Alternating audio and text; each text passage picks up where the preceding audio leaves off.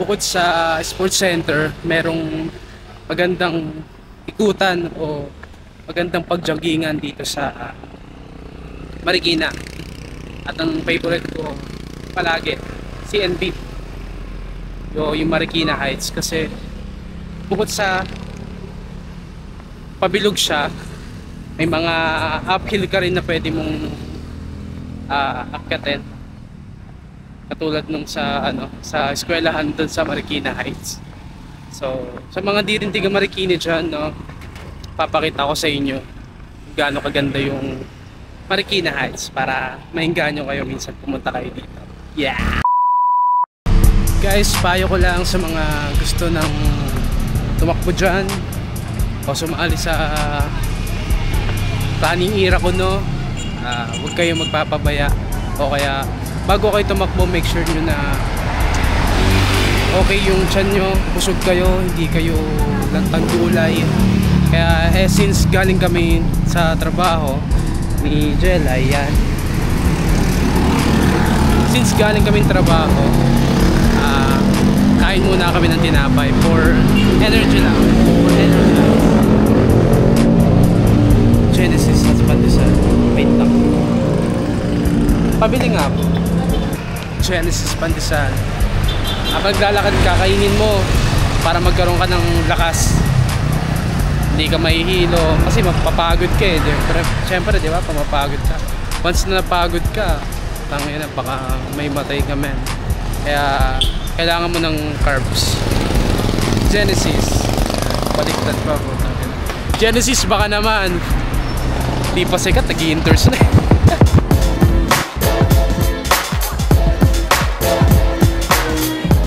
Sa akin na nakakapagod maglakad, so ginawa namin maglakad is na magmotor, kasi bilang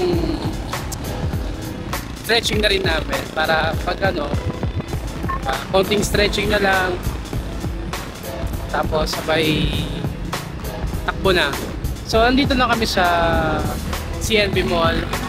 Papakita ko sa inyo kung gaano kaganda to, guys. Montage natin. F5, 4, 3, 2, 1.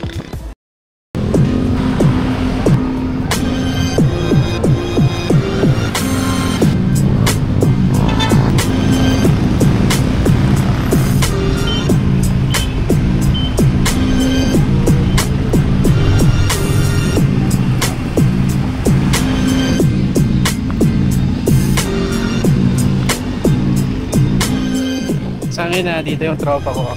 Malupit to eh. Woohoo! Sangin na, Mabin! Basta. Sangin na. Cheese! Cheese! Aning era! Yo, what's up, nigga? Tara.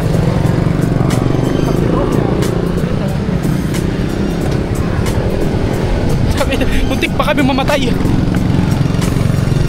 Yeah.